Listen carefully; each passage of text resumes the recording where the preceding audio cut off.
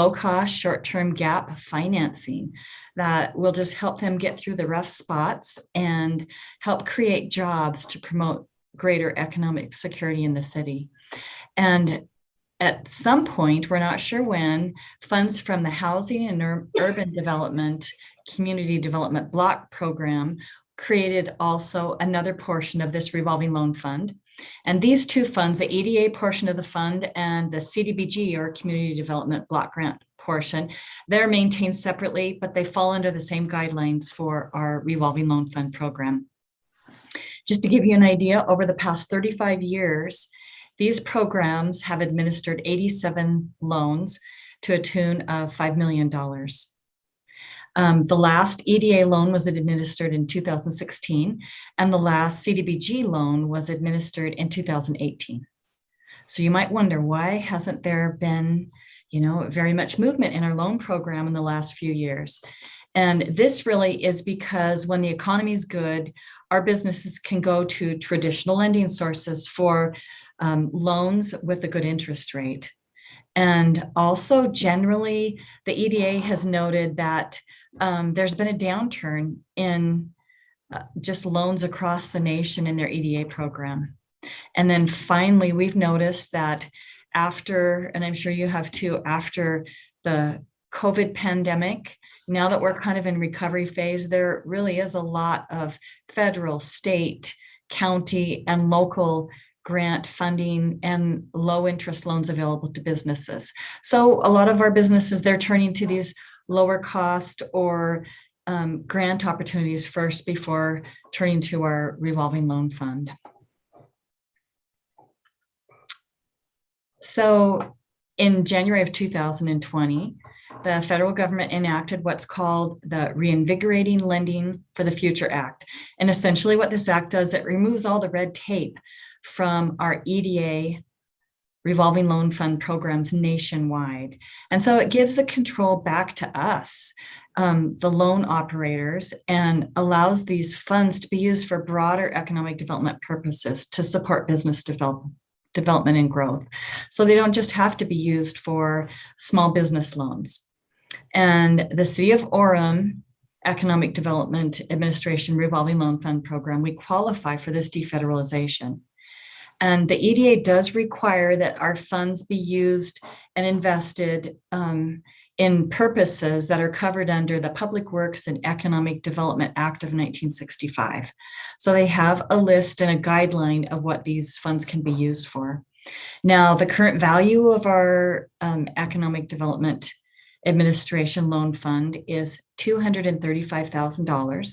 And this represents the EDA's 60% portion of the fund. And of that 235,000, we have 129,000 available because the rest of the fund is tied up right now or invested in current revolving loan fund loans. And right now we have 5 EDA loans and we have 2 CDBG loans, to give you an idea. Now, since these defederalized funds need to be used for approved economic development purposes, we're proposing that we use these funds to hire a consultant to conduct a complete, comprehensive update of our 2014 Economic Development Strategic Plan that you see here. And it's just recommended that every 5 to 10 years that a strategic plan is updated. So it provides more of a current framework for determining strengths and weaknesses within a city and to help just the economic development purposes in general. Kathy, your presentation's not showing on the screens. Oh, it isn't. Was it before? It is not. Okay, here we go. Thank you, Ryan. Okay, do you see it now? Yes. Okay, let me back up and let's see, I don't know how. There, I'll back up. Okay, so that's when I was talking about the defederalization requests. These are the different loan programs we have. The EDA, the CDBG, and that comprises one fund. They're run from the same manual. And then we have also what's called a new revolving loan fund. It's called the CARES Act. And it is from the recovery relief funding through the federal government. And that will be our program that goes forward perpetually then. I talked about the Reinvigorating Lending for the Future Act. And that brings us to our current slide, the Economic Development Strategic Plan update that we're requesting. And in addition to funding for this program, we're requesting that some of the funding, if there is funding left over from updating our strategic plan, that this funding could be used for economic development recruitment purposes, to perhaps hire a development consultant to help us put together a plan for business recruitment. Now, like I said, the perpetual funds going forward will be our CDBG revolving loan fund, and then our new Coronavirus Aid Recovery and Economic Security Act, or our CARES Act revolving loan fund. And so we will still continue to have a revolving loan fund. My recommendation is that the mayor and council approve a resolution for the defederalization of these Economic Development Administration revolving loan funds in our program. And it's my belief that the defederalization of these funds will allow the Economic Development Division to use these funds for master planning, for the update of our strategic plan, and for the business recruitment efforts going forward. Are there any questions?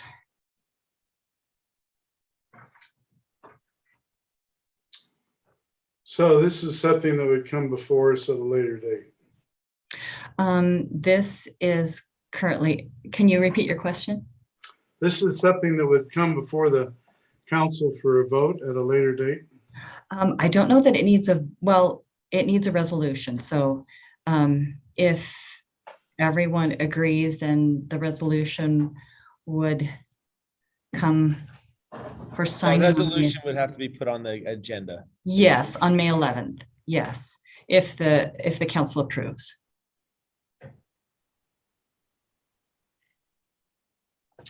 I'm fine with it being put on the agenda, so. Mayor, I have a question. Sure. I'm all for updating our economic development plan. Tell me when it was last done, what year? 2014 is when it was implemented. It was Okay. approved. So I also assume you'll be doing a new sales tax leakage report as part of that to see where we're capturing.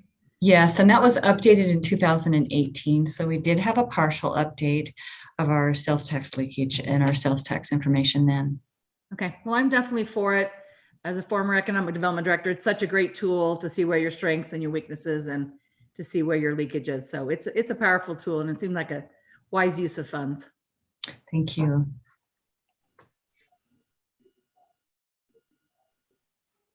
Any other comments from the council? Okay, I suggest you move ahead. Kathy? Thank you. Thank you for the opportunity to present. Thank you. Mayor, forgive me, I didn't unmute quick enough. When was our last study done, Kathy? I didn't, if you said that I missed it, I apologize. Oh, that's fine. It was done in 2014. It was adopted in December of 2014. So it's been almost 7 years, 6.5, 7 years. And that's why you're recommending another study. And frankly, years and years ago, I was on the EDA committee or whatever that committee was. And it hasn't really been active the last 6 or 7 years. So you're asking for, if I hear your request, Kathy, you're asking for a restart. Let's review what we have and then go from there. Is that a decent summary from what I heard from what you said? Yes, and we also need new sections included that are more pertinent to what's happening in the Orem economy now. So a comprehensive update all across, using what we have as a good basis and then adding new portions and new sections in. Thank you for that clarification. Thanks, Mayor. You bet. All right, thank you, Kathy. Let's go ahead and move on. Thank you. We'll go down to an update of landlord agreements. Steve Downs, are you the presenter or who is the presenter? I'm not aware of who the presenter It is me, Mayor Steve Okay. Downs. Yeah. This is just a kind of a quick update. I've had, I think all of you at this point or another over the last few months, asked kind of where we're at with this landlord licensing. And so I wanted to give you just an update. This is a program adopted in December of 19 by the city council. It was effective July 2020. The impetus of this came from specific feedback in our neighborhood plans with neighbors that were asking for greater accountability for landlords. Are you going to show us There- something on the screen? Yeah. Okay, Are you able to see my screen? we are not. Anybody else? can It says see I'm, it. I I can can- see it. I can see it. okay.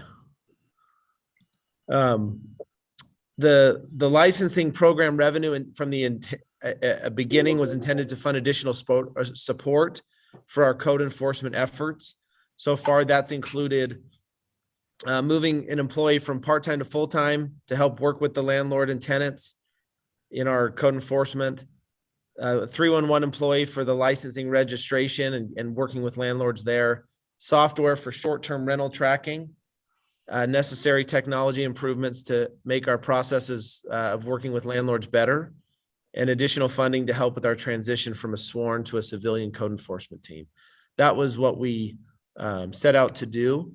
We're at about 94% compliance right now, which honestly we're pretty happy with. We're working through these last couple hundred that we know of that still need to be paid, and obviously there's still some that we don't know of. And we're working to address that as well. But this is what we're looking at as it relates to our compliance on the rental dwelling license requirement. How much resistance are you getting, Steve? From We did get some, and my next slide suggests one major change, and that was probably the biggest point of resistance. And I know most of you on the council have heard about how we treat LLCs. So we have that addressed on the next slide. But while we do have some concern, we've had many people understand that this is how most college towns operate, and most towns that have a high percentage of rentals operate this way. So we haven't since the beginning heard as much, frustration as we did, but it was something new and there was a fee attached. So good question. So here's some of the feedback that we've heard, and all of these things right here, multiple have talked to me about. So I wanted to make sure we addressed. One is, whether a license should be required if they're renting property to children. Essentially, we understand nobody wants to, pay this fee. What we've said in those instances is whether it's a child or not a child, it still is a rental unit and it's being used as a rental unit. And it'd be administratively difficult to track who's in there at any given time. And how situations would be handled with if there was one child that was there, but then they had roommates. And so we're recommending that we continue, if it's being used as a rental property, whether it's children or non-children, then we would continue to charge the $50 rental license fee. The properties that are each owned by a separate LLC, this one, I think all of you have expressed this one to me, and we've been working through some alternatives here. This one, we're proposing a solution to this one. If each LLC is owned by the same person, we believe we can limit the number of licenses to one. However, we would propose a one-time cost to review, because we'd have to go through LLCs to ensure that it in fact is the same person. And so we would, a one-time cost of $20 per LLC. And that would be one time, it would not be ongoing. So if somebody had 10 LLCs, they would pay, rather than what they're currently paying, which would be $500 annually, they'd pay a $50 license, $200 one-time cost for us to review their LLCs. And we would ensure that all of those properties have the same contact information in our system of name, phone number, and email address. And then we could charge one fee going forward on the properties that are truly owned by the same person, but each under a different LLC. The other one is handling of unrented basement apartments. We have people that will say, I'm not renting it this year, or I'm not planning to rent it for the next couple of years. We're recommending to continue the license in those situations. The difficulty of knowing when it's rented or when it's empty is difficult. They do have the ability to remove it as a legal accessory apartment, so they don't have to pay the ongoing fee. This is just for somebody who who does want to rent it, just doesn't want to rent it right now. And so again, we're proposing that we would continue to charge the $50 fee in that instance.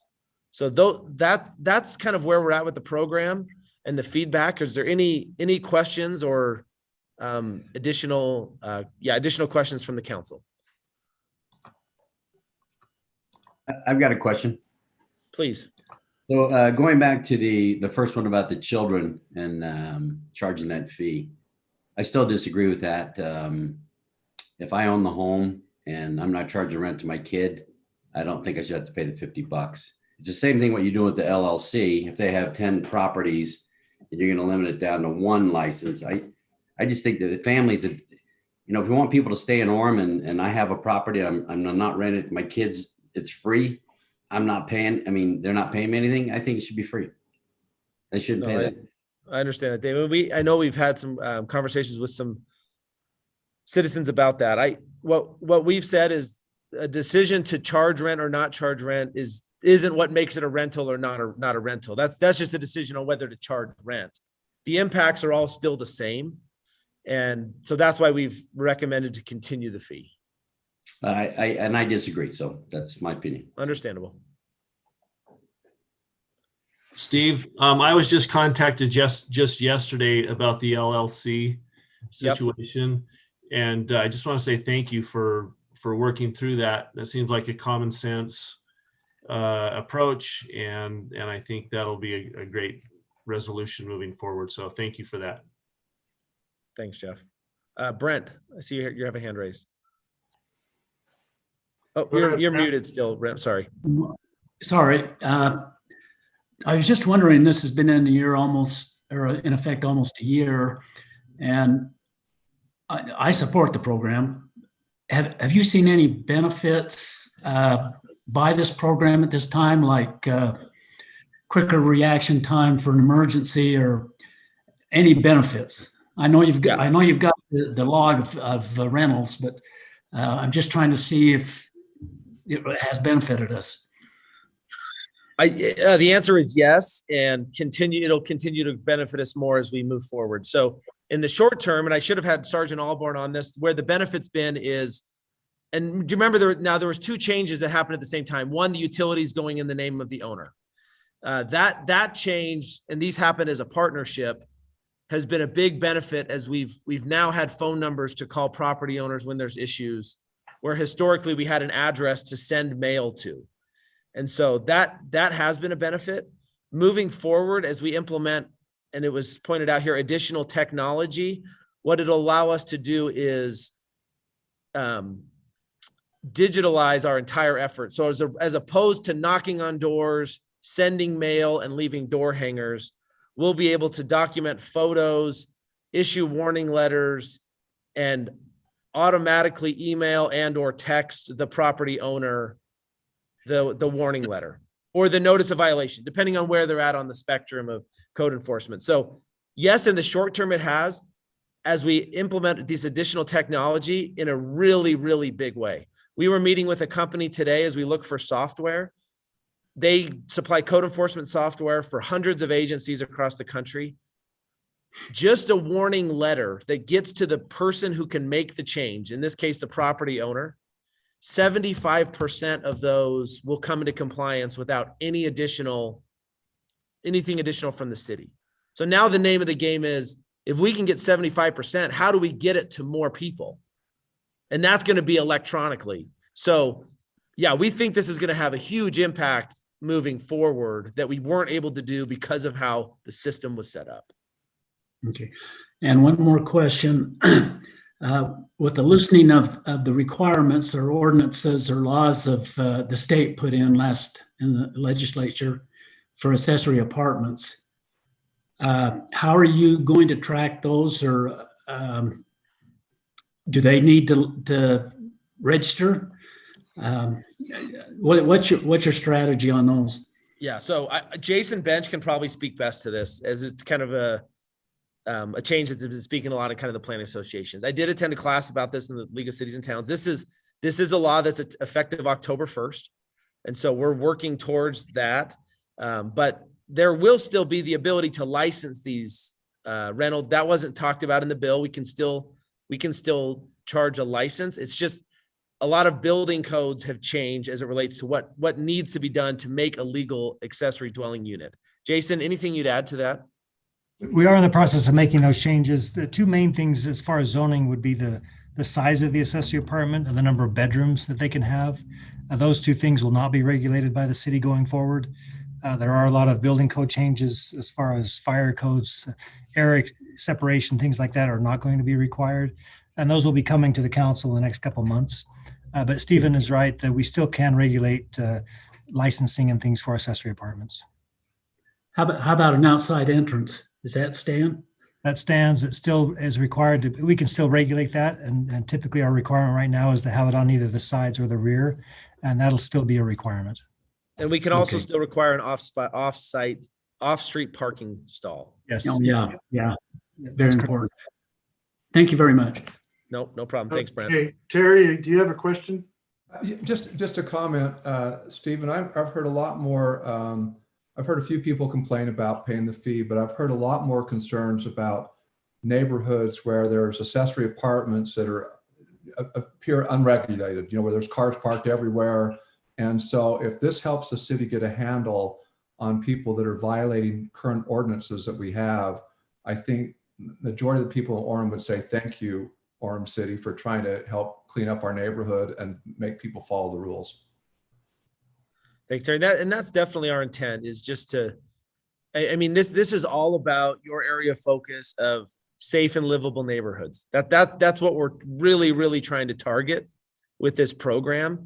And as we've always talked about from the beginning, the neighborhoods, strengthening a neighborhood is a three-legged stool. It's the city, it's the resident, and it's the property owner. And in some cases, that's the same person.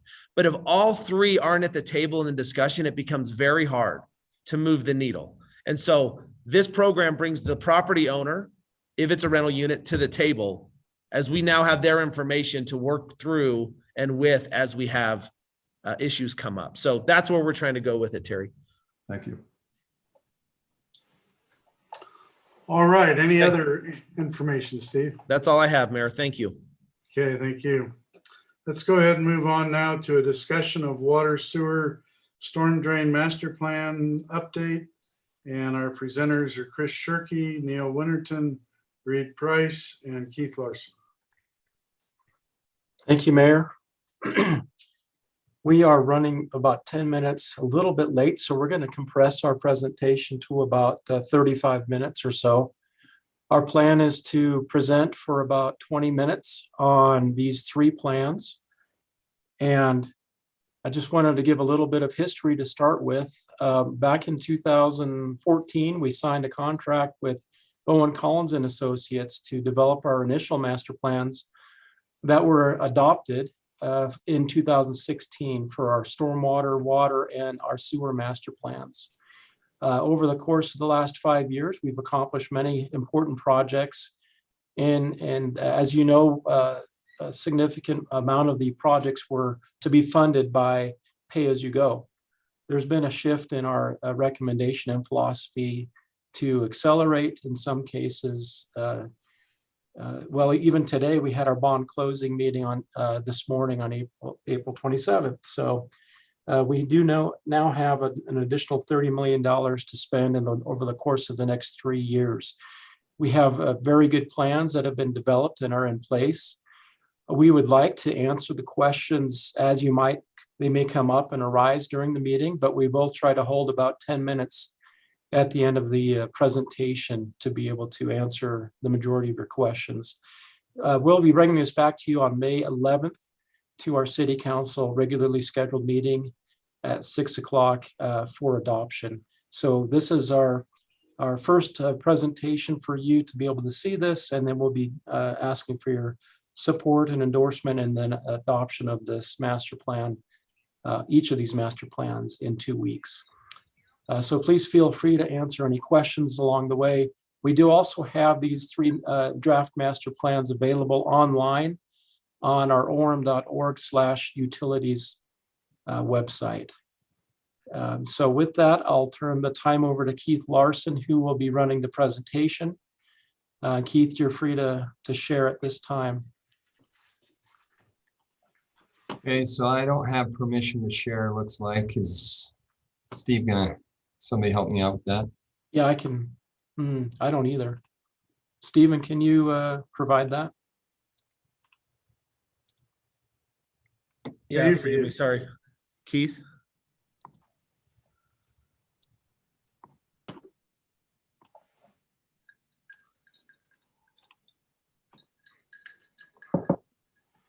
Here we go. Is that working? Yes. Sorry about that again. Thank you. Okay, perfect. So for most of you, you've had an opportunity to see a little bit of this. And so we're going to keep this fairly high level, but please stop me and we'll drill down into some details as you'd like to. Just a quick review of where we've been. This is our third presentation to the council in this go around. The first presentation, we talked about the 2016 utility master plans. And that was a period of some big changes. We identified a number of improvements, and you can see the dollars there, some big funding dollars that needed to happen into the system. We looked at funding alternatives, and we came up with a plan. And in most cases, there was this 7-year plan that was going to transition us from that blue line at the bottom of our historic funding up to a more sustainable level of this black line towards the top here. And then over the last 5 years, we've kind of executed that plan and increased our funding levels, started to build some projects and position ourselves for others. As part of the 2016 plan, we had this goal or recommendation that we would look at this every 5 years.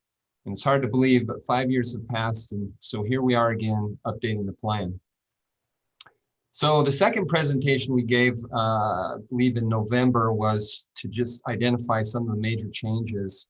And these are a few here. The moving Vineyard in the future, those water demands, moving those off of the city and onto central Utah is a major change since 2016.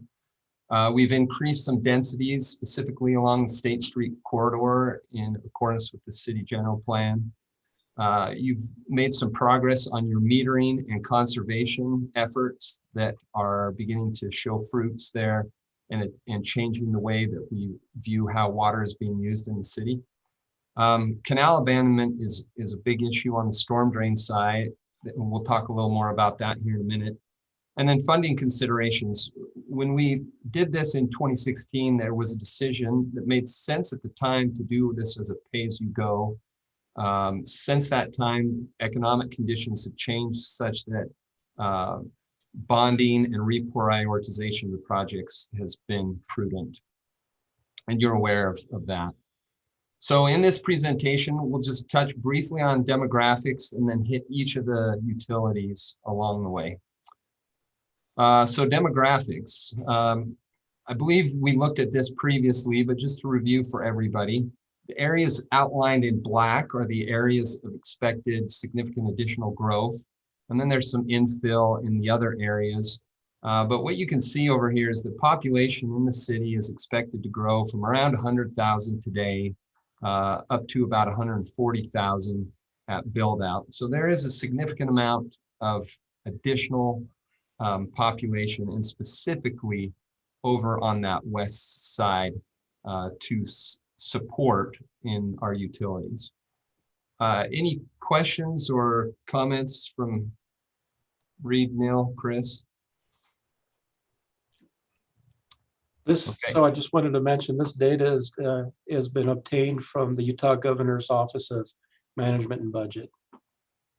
Yes, in association with the Orem Planning Department, we've worked together to identify these areas. Thank you. Okay, so we're trying to meet this growth.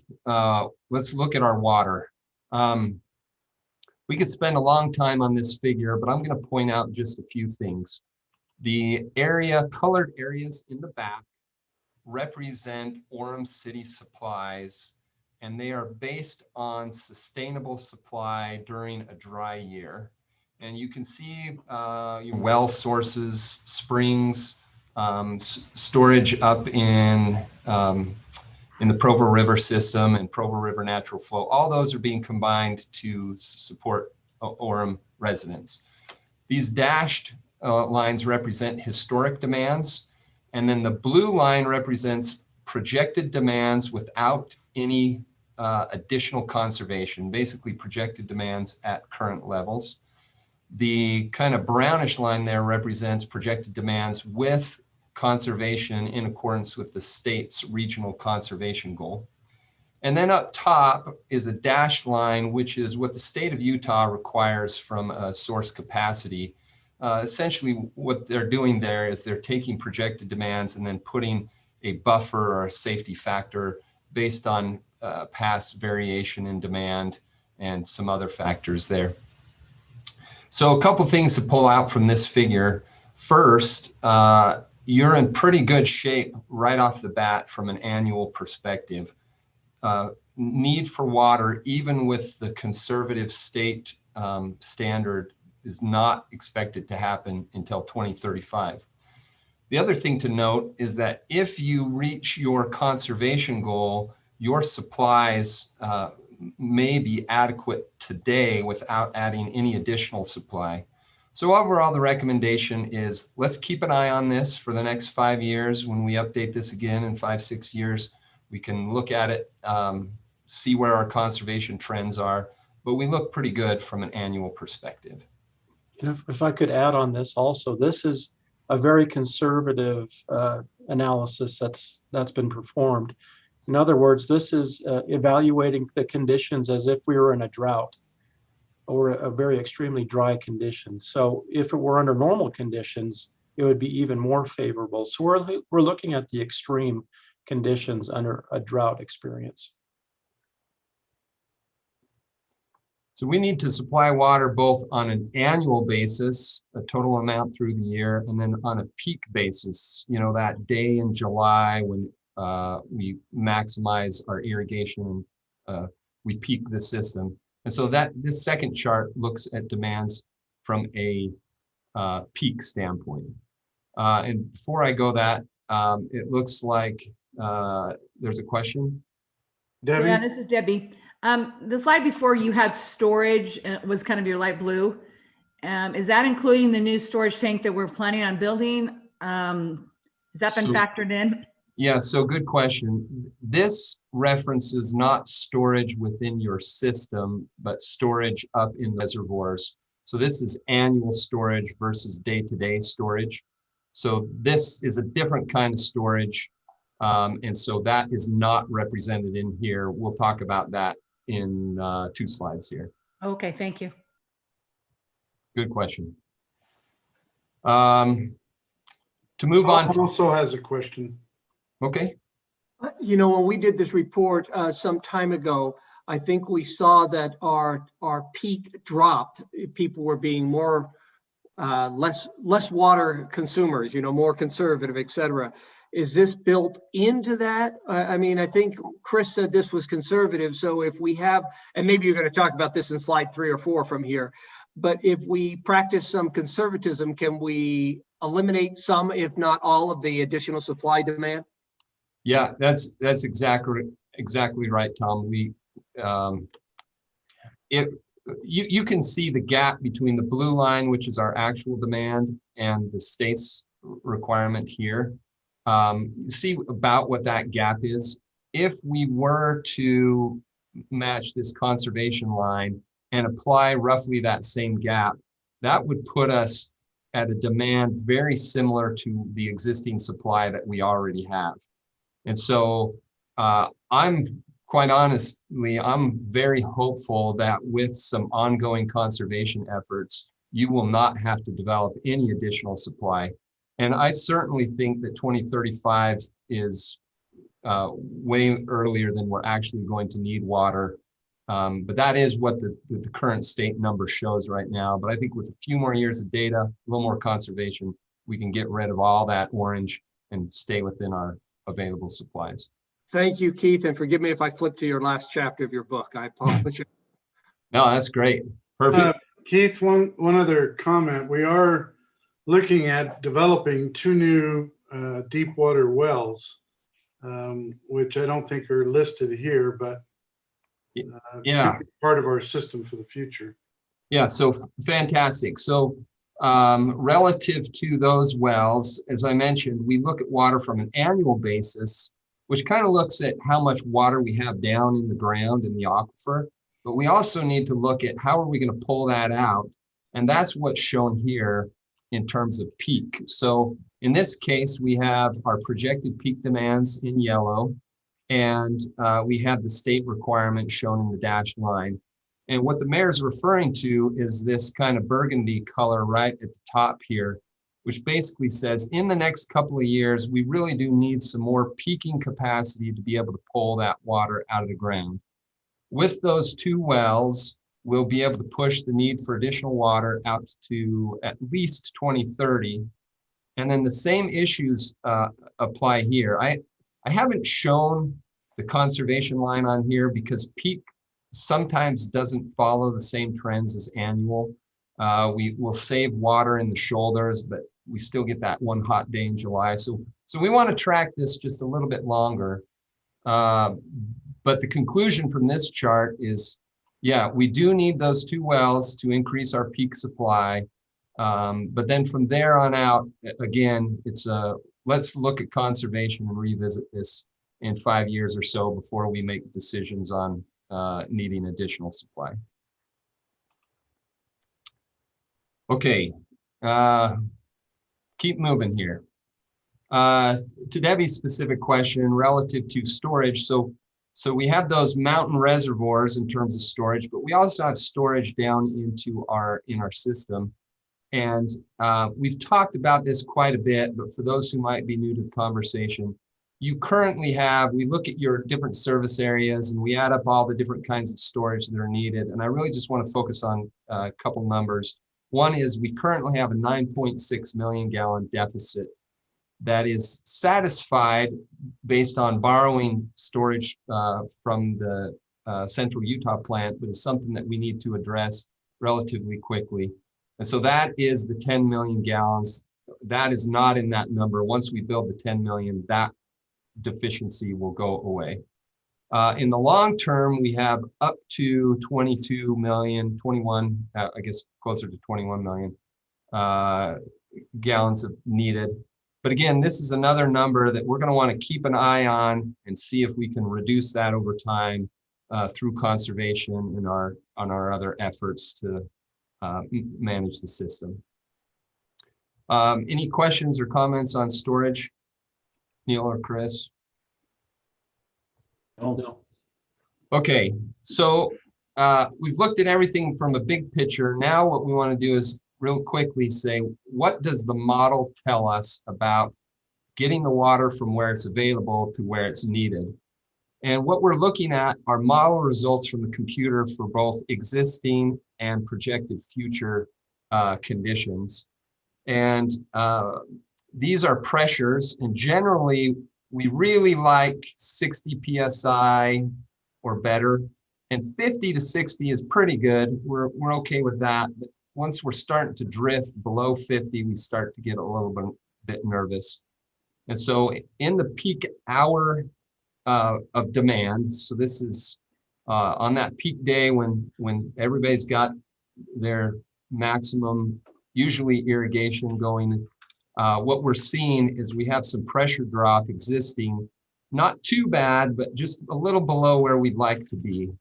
And over time, this is growing to the point where now we're starting in the future, starting to drop below that 45 PSI.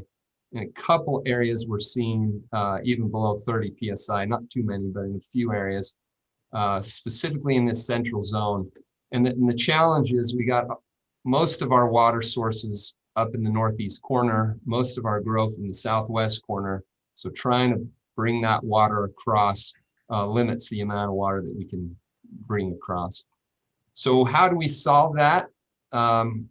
We have our recommended water system improvements identified here. And those who were around in 2016, remember we originally had some large pipelines that had to go all the way across the city. And so what we're doing is to improve our performance. We're we've identified a tank in the vicinity of 4 South, 4 West that will be able to take water during off-demand periods and then deliver water during those peak periods to kind of boost the pressures and address the conveyance issues that we have there. So with that, just overall recommendations on water, you need to complete your wastewater reuse project. We didn't talk about that much, but that's an important part of your supply in that southwest quadrant and meeting peak demands there. As the mayor mentioned, you need to develop those 2 new wells from a peaking capacity standpoint. Well 10 and 11 located approximately 4 South and then 16th North. Construct the 10 million gallon reservoir and its support infrastructure, which includes a booster station and several pipelines. You want to finish your AMI, your metering improvements to continue to gain information there.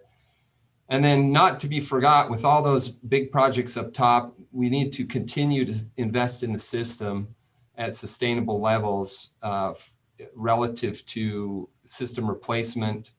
Well 1 needs to be replaced, so that will be developed at Hillside Park. You have additional maintenance condition related projects and then fire flow. What this looks like from an expenditure standpoint is this over the next, we've got 8 years here. We have some significant large expenditures projected to start in 2022, although it's going to take a few years to completely design and construct those. But that is really where the bonding comes into play. And then after that, we've kind of leveled out our investment, including some system replacement budget shown in the purple and maintenance related improvements shown in the blue to kind of maintain our system moving forward. So that's what I have on water. Comments, Chris, Neil, questions before we talk sewer? I would just add that including the bond today, we will be spending more than $50 million for capital improvement projects for water, sewer, and stormwater over the next 3 years. Could you maybe just touch on the fire flow replacement needs? I know we talked about it before, but I know we have areas of the city that the pressure is not as good as it should be. Yeah, so for fire flow, it's in some cases it's pressure, but more often what we see are pipelines that are either dead ends or they are smaller than they need to be to convey peak fire flows. And that's been a little bit of a change over time in terms of the standards. Pipes that were built back in the 50s did not require the same amount of fire flow. So the city's in pretty good shape. There is a map in the master plan that covers those areas, but we've identified a plan to kind of chip away at those and bring those up to current standards. Mayor, I'll send an email with the link to that map and that in the master plan after this meeting. Okay, thank you. Okay, sewer. Water's probably the toughest one. A lot of things going on there. But obviously these other systems are still incredibly important to us. So this is just a projection of our sewer flow demands. And again, these X's represent our historic flows. You can see that they're actually trailing off over the last 3 or 4 years. We've taken a conservative approach again and projected this moving forward based on, kind of 2016 previous average levels. But again, if we can continue to see that conservation, we may be able to revise that down a little bit once we get a few more years of data and trends. But even with that little more conservative approach, what we're showing is that for average day demands, we're not showing us exceeding capacity until the year 2050. So it's out quite a ways.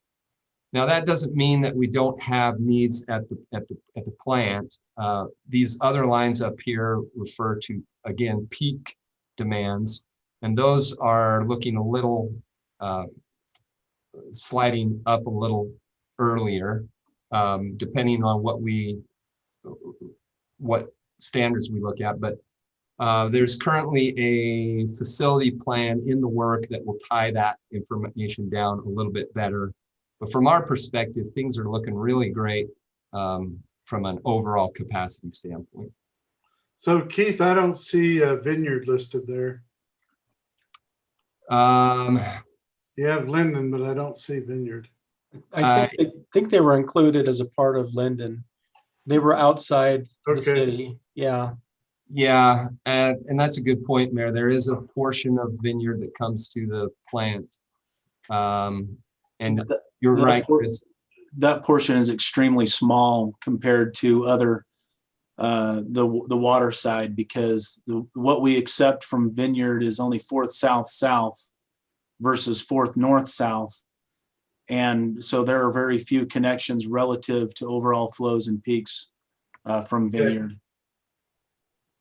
Good point, though. I think it's lumped in with that Linden, so we probably ought to just fix that figure. So thank you.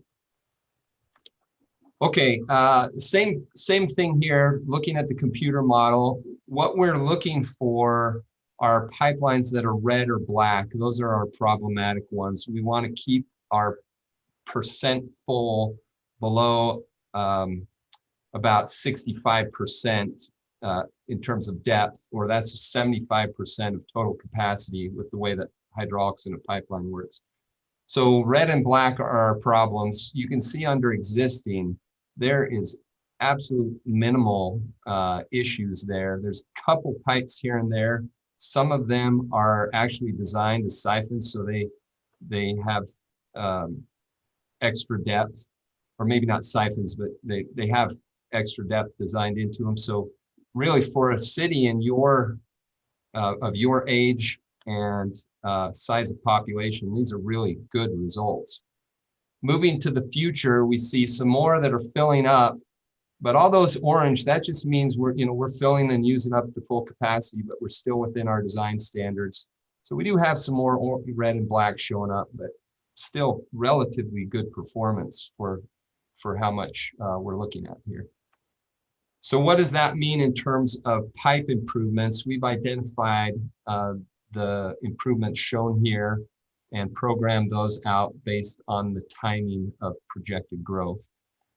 Did you want to add anything on that, Chris? I did want to mention that Sam will be presenting on the capital improvement plan and capital needs after this presentation. There is one item on the capital facilities plan that he's going to be presenting on. It's SS-1, which is a major sewer line that's going to take sewage from the north portion of, so it's in the southwest part of the community, in the area where we just annexed a large portion of that area down by the temple.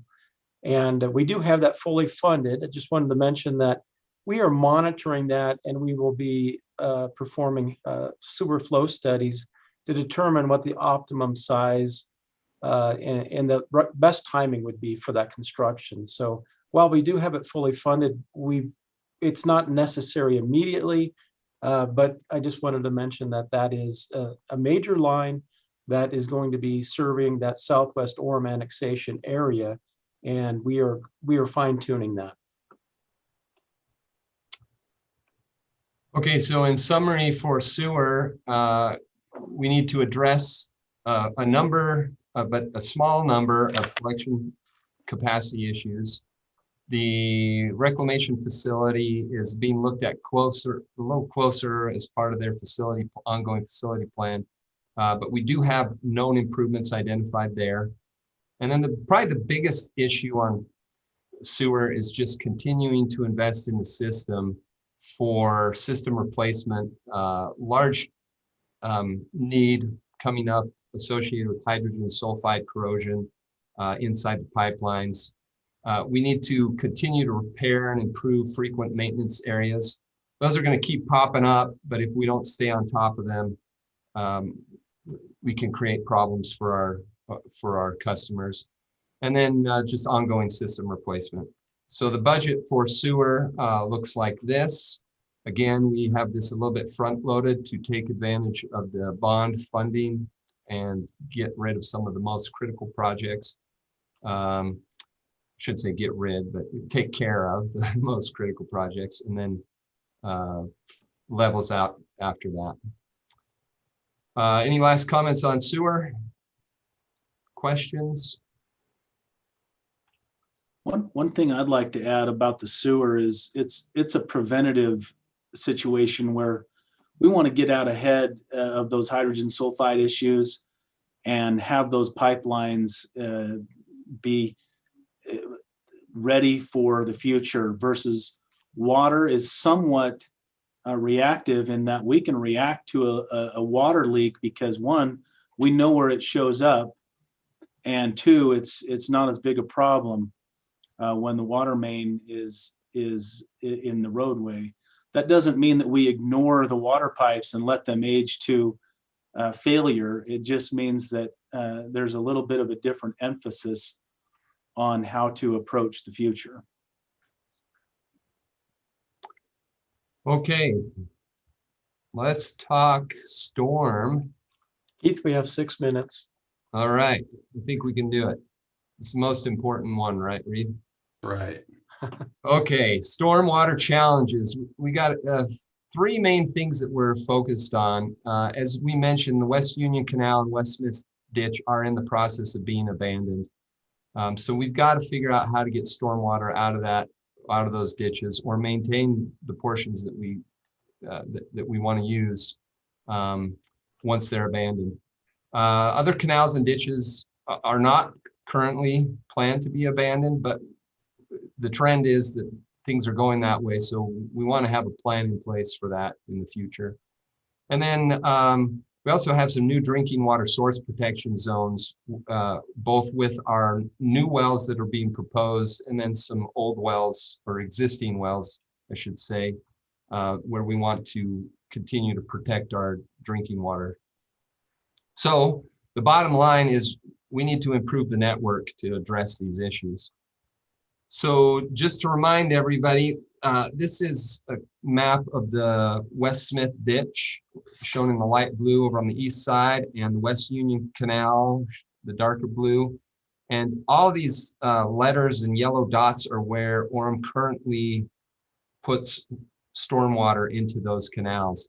And you can see that, you know, this right off the bench here, and so it's a good place to put stormwater, but unfortunately it's going away, so we need to have a plan for it. And then, as mentioned, just the drinking water source protection. We have a new 4th South well and a new 16th North well.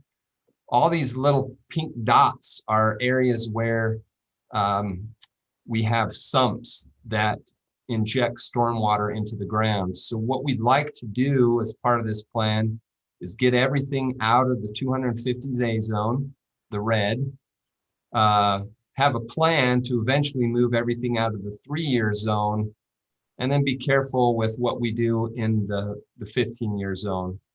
The blue areas are areas where sumps are no problem. They're a safe sump zone.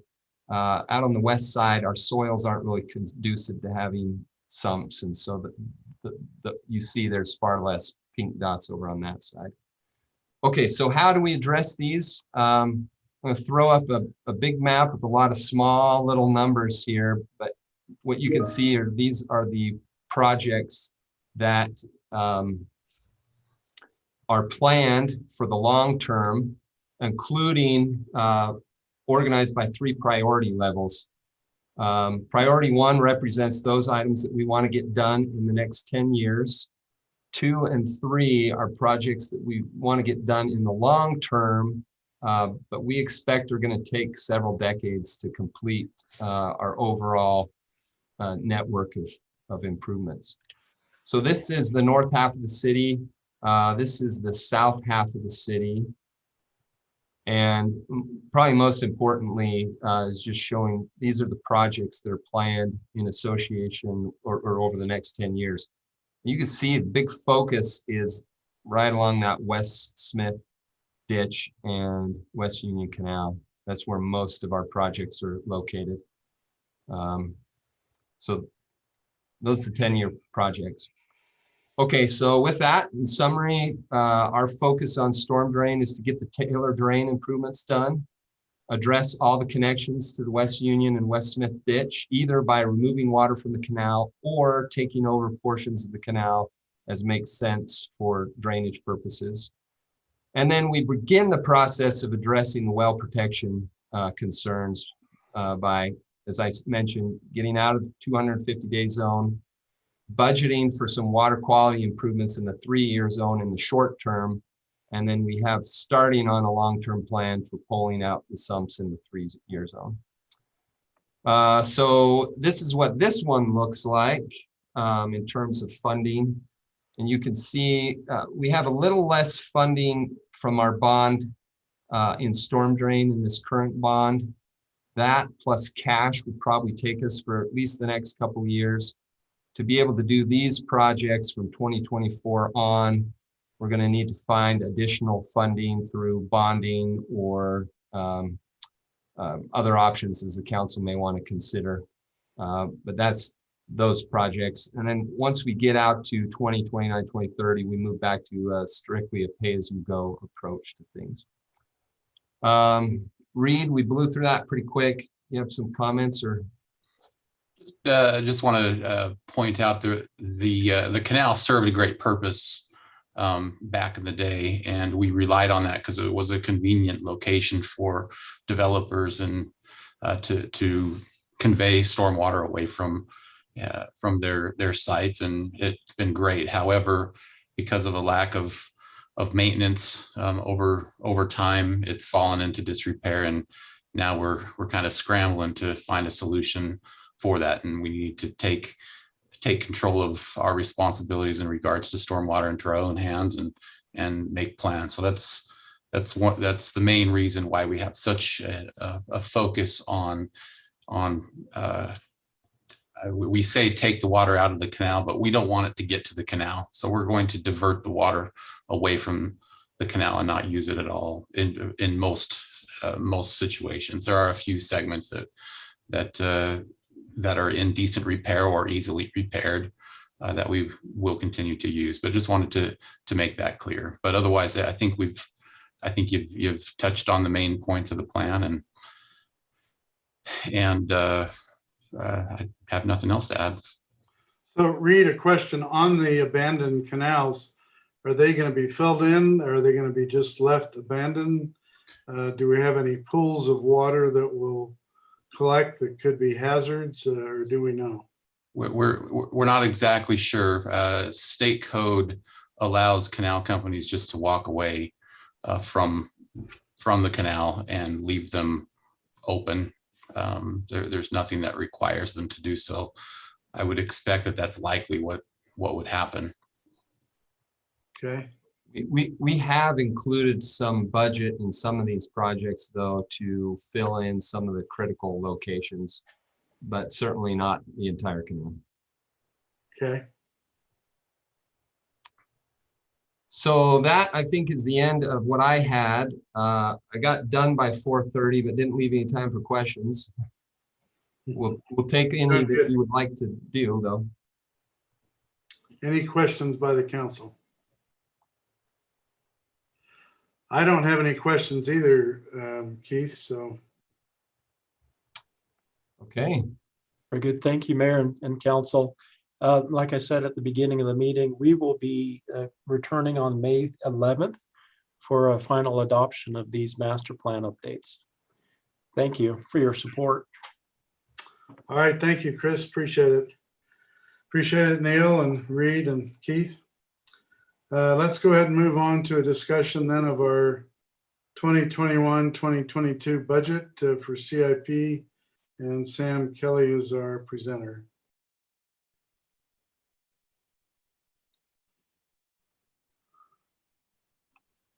You're on mute, Sam. Doesn't look like he's on mute, just not getting any sound. Does it work now? There we go. Yep, Am I here? you're here. All right, here we go. Can you guys see my screen? Yes. The 2022 capital projects. Just starting out here. Oh, wow. I'm not used to Google Slides, so I'm a little bit of a learning curve. Here's our summary sheet, kind of going over the totals that we're going to be looking at for the CIP fund, water fund, water rec, stormwater, our BNC roads, and the transportation sales tax fund. Jumping right into our CIP fund, looking at our general fund, our Fund 45, Fund 10 accounts. Noticed the asterisks on some of these projects. What that means is that we're going to be looking at other funding sources to kind of be combined to help with these projects. And those other funding sources are CARE funding, as well as the Land and Water Conservation Grant funds. So we're intending in parks to move forward with these projects, understanding too, like phase one of Hillcrest is likely going to be coming from a CARE funding source, as well as some of these other ones that I'll go ahead and go through.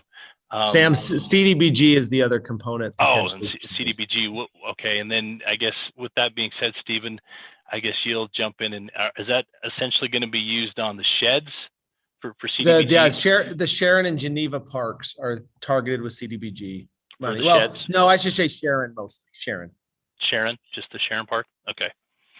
Okay, very good. So Hillcrest Park phase one, you guys are aware of what's happening there at Hillcrest Park as we're going to start moving towards some sort of a design.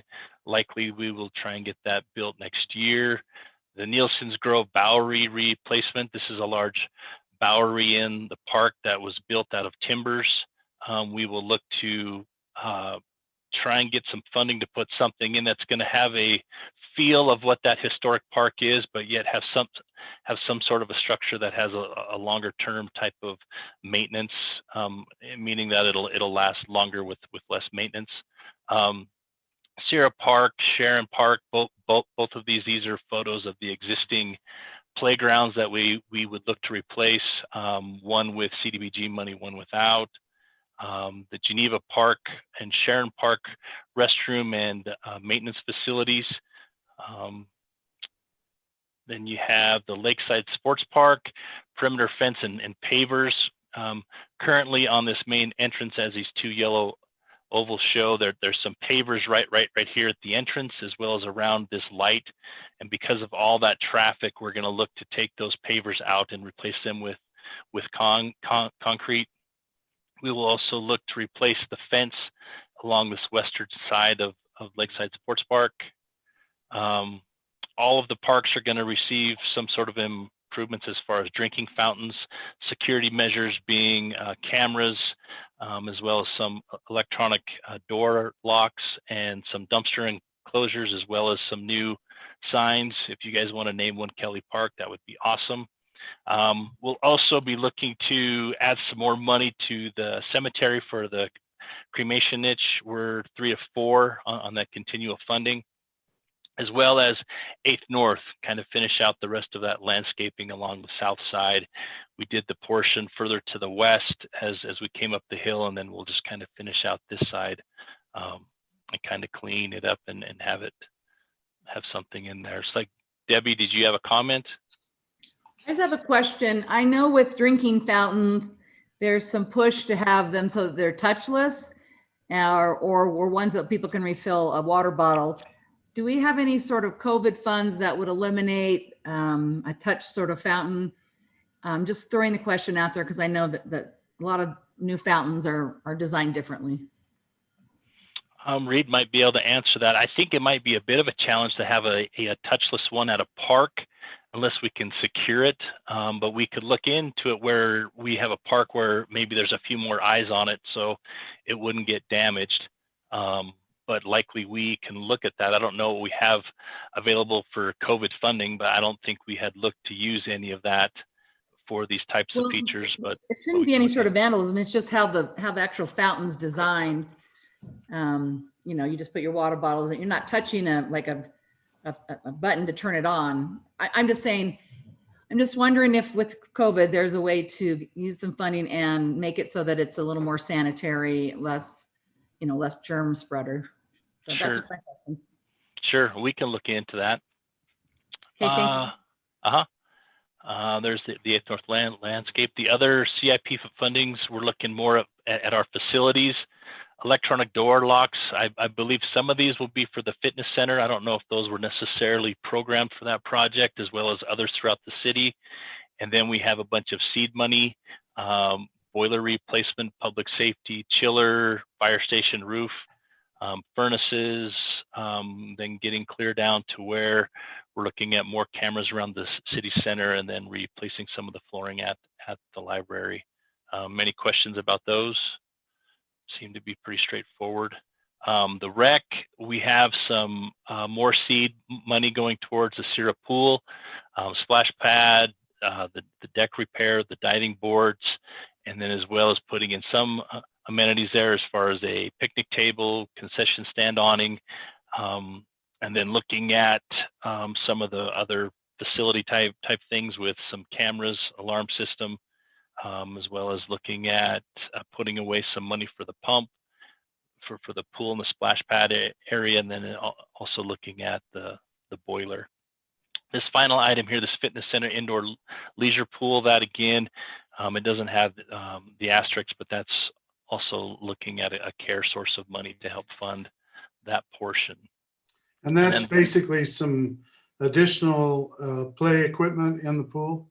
Right, and yeah, I think we're putting away some money because we'll have to look to see what type of feature we can put in there, and as well as look to see what our existing infrastructure can handle in there. I'm not sure if that leisure pool was built with having an additional feature in there, and Sure. making sure that our pumps can handle all that.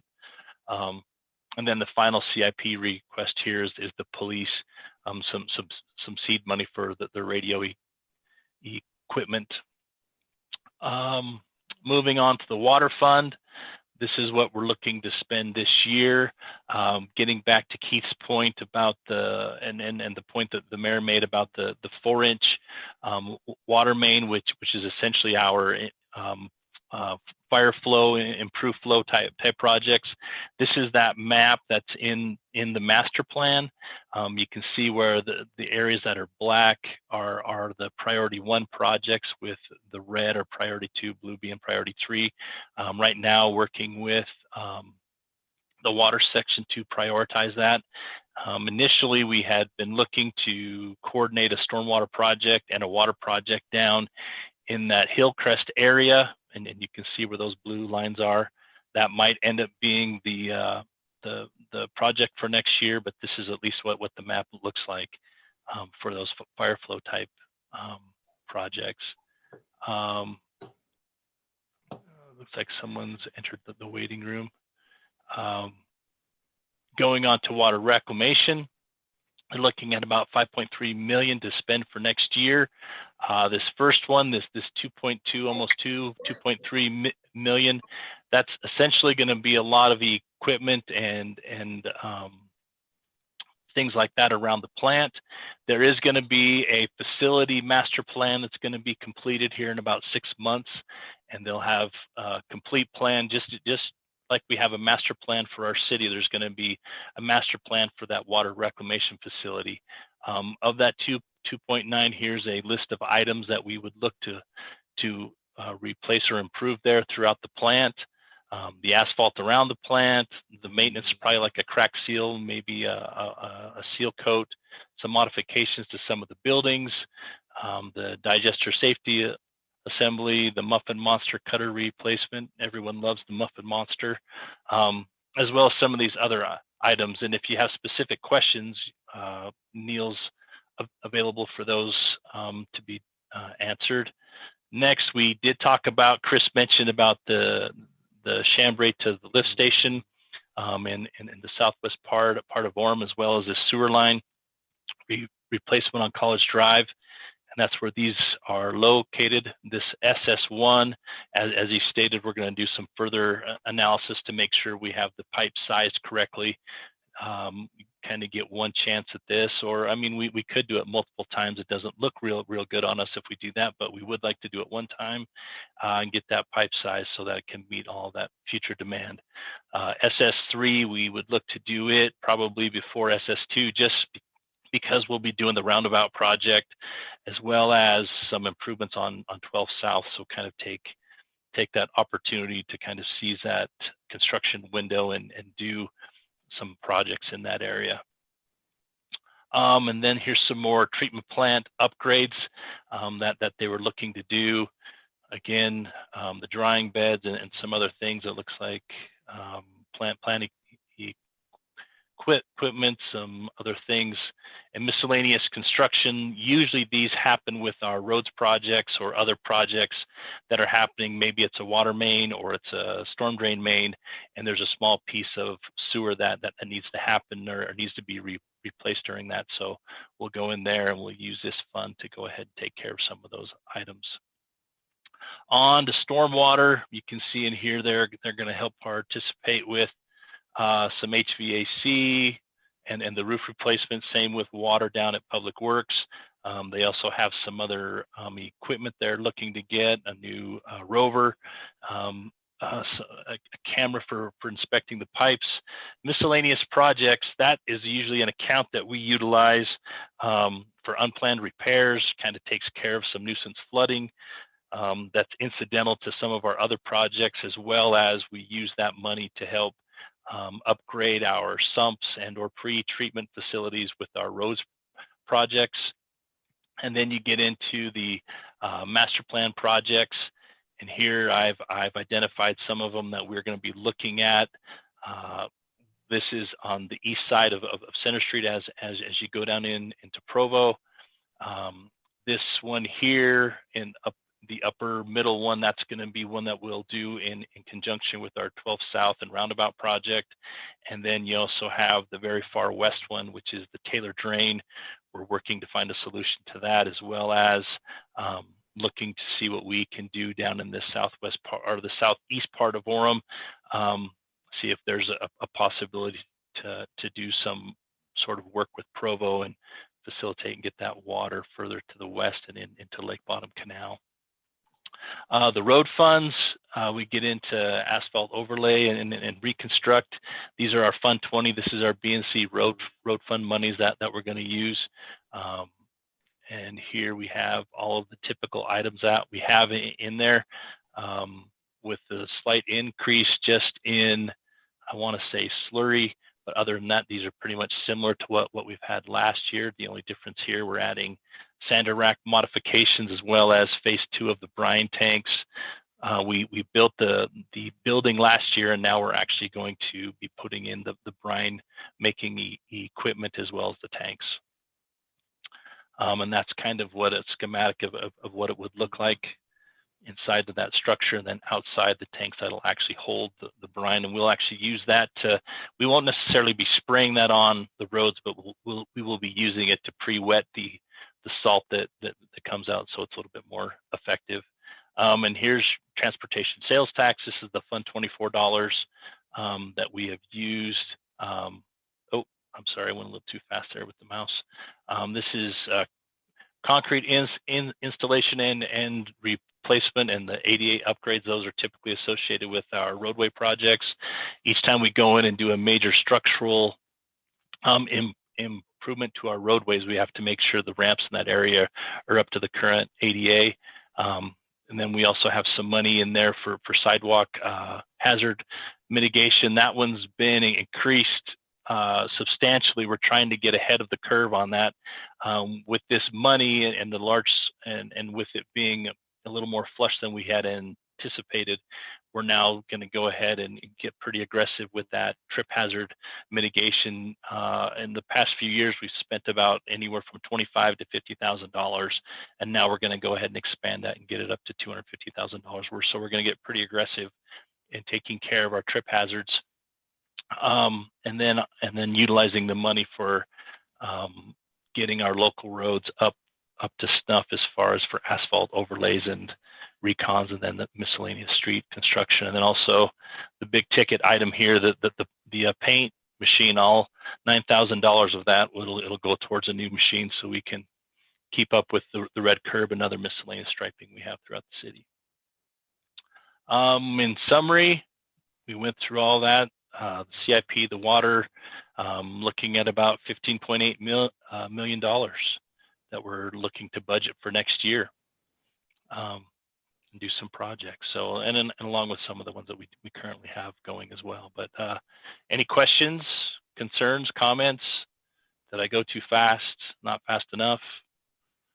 Everyone still awake? Takes a lot of effort to keep the city running of 100,000 people. Yes, it does. Looks like Debbie has a hand.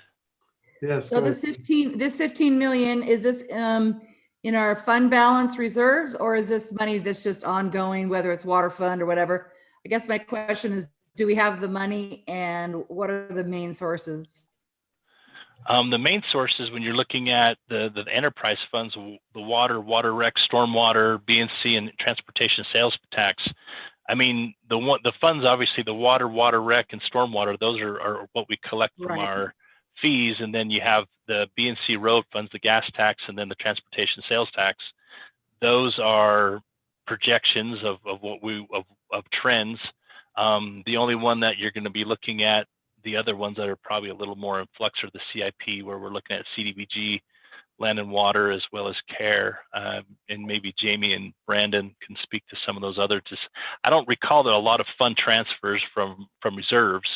I think a lot of this is cash in hand. Thank you. Okay. Anything else, Sam? Not for this presentation. I'm sure there's other questions for the engineering division concerning some other things, but concerning the CIP, sure, we're good. Mayor, just for the care part, we kicked that off on Thursday night, just so you know. All of the capital projects component of this will come to the city council, though. Sure. Okay. All right. Well, thank you, Sam. Appreciate it very much. Yeah, you're welcome. Let's go ahead and keep going then. We'll go on to our agenda review for this evening. Our spiritual thought will be given by Tom McDonald, and Charlene Crozier will give us our Pledge of Allegiance. Consent items, we have approval of meeting minutes. Hey, Mayor, when we give the pledge, could we ask you and everyone else to hit the mute who isn't doing the pledge? We get some feedback when that doesn't happen. Sure. So we have approval of city meeting minutes of April 13th, 2021. City manager's appointment. Jamie, do you want to mention that? Yes, thank you, Mayor. One of them is an oversight on our part. We obviously made a hiring decision as related to Heather, but we failed to essentially receive your advice and consent. And so that is the first item. The second is just a reappointment of Wilfred Whipple to serve as a member of our Board of Building and Fire Code Appeals. And that was recommended by our Development Services Department. Sure. Is everybody on the council okay with, well, let me read one other one here. Then also we have a resolution. The applicant requests the city council name field number 3 at the City Center Baseball Complex as Clayton Riggs Field. And Jason, do you want to talk about that?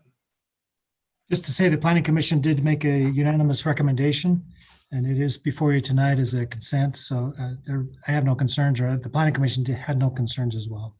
Is there a cost to the city for that naming? And if so, is it being donated? It would be a sign and a plaque. So it's be pretty minimal if the city contributed. Gotcha. Okay. And I know Orem Youth Baseball is planning on paying for that plaque. And will there be a ceremony for when this occurs? I would assume so. I don't know that for a fact, but I assume so.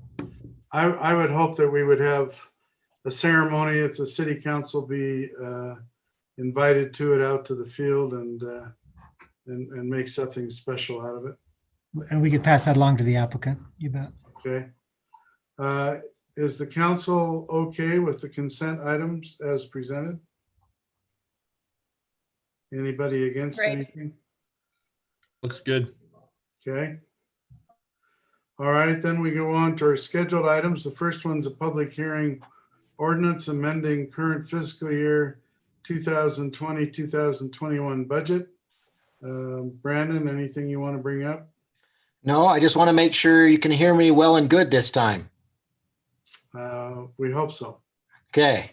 I figured out what the problem was between Google Meet versus Zoom. So I think we've got that figured out. So I just wanted to make sure, but otherwise, really the biggest item on there is going to be the bond. Okay.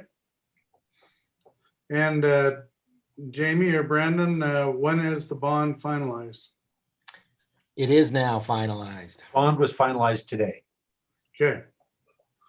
All right. And then the last one is an ordinance amending Article 22-5-3A in the zoning map of the city of Orem by changing the zone of approximately 4 acres from the NVD Res B zone to the R8 zone located generally at 1637 north to 1753 north along 400 west. Jason, you're the presenter on that. Anything you wish to bring up? Just that we have had opportunity to meet with several of the neighbors, and they are supportive and want to move forward with the rezone. Okay. This is a continued item from 2 weeks ago. It is not my plan to have a public hearing on this. If anybody wants to make comments on the State Street master plan or the zone there in the North Village District, they can do that in the general comment portion of the meeting. And Mayor Jody is starting to, there's some comments that have come in and she's assigning them to that area on the comment sheet. So. Okay, good. And my thought on that is to hold it to 10 comments at 3 minutes each. I don't know how many you're going to get, but maybe you can let us know and let them know. Jamie, do you have any comments you wish to bring up? Yes, Mayor, just a couple of things. Some of these things I've already had maybe brief conversations with you about. The first one, of course, is what we just discussed, and that's we closed on our bond this morning for our utility funds. Appreciate Brandon and his team working to make that happen in cooperation with Chris and his team. So we now have $29.3 additional million to dedicate towards our utility infrastructure projects. If you recall, we came in with a true interest cost of 2.399%. So a very, very competitive number. And we are going to begin spending that money in earnest almost immediately. As related to the water tank and our planned construction of that tank, we believe we have reached tentative terms with the property owner located at 400 West and 400 South. And we would like to excuse Heather. She is actually out of the office this afternoon, or excuse me, this week, but we are working with her to finalize a purchase agreement. Appreciate our city engineer, Sam Kelly, who has been the go-between between the property owner and the city, representing the interests of the city. And I believe we have reached terms that are favorable, obviously, to the property owner and to the city, including an opportunity for us to get started on this project sooner rather than later, as well as an opportunity to have first right of refusal with the remaining acreage that is part of the current property that is owned by the existing property owner. There is some discussion, I think, in the community relative to, now, what are you going to do with this property once the tank is complete? Our intent is to turn that property into open space. We have yet to have a real deliberate and direct conversation as to what that means. Is it going to mean active recreation space? Is it going to mean turf? Is it going to, for example, could it be a demonstration garden that promotes and endorses water conservation, something that we do, for example, in cooperation with Central Utah Water? We have all of these kind of options that we are weighing, but we don't necessarily want to represent we are going to do X until we understand exactly what will be required of us for that property, where the tank will sit, where the pump house, where the well, and some of the other amenities that will be located on that property, how all of that will kind of fit into the footprint of that acreage. It is our intent to turn this into some sort of park space. But at this point, we have yet to kind of make that recommendation to you as to what we think is the ideal use of this. What is the ideal park use for this space? So Jamie, a question in regards to that. We had talked about that the corner at 4th West and 4th South is possibly to be improved either with a roundabout or stoplights. Yes. Can you bring us up to date? Would you be doing that at the same time? Well, that's actually a very good question. One of the challenges with that intersection on the northeast corner of the intersection is a very, very large Rocky Mountain Power transmission pole. And that is not something that can be buried. That is not something that can be moved. And so for quite some time, we have actually had a need for some sort of traffic control at that intersection. Right now, it's a 4-way stop.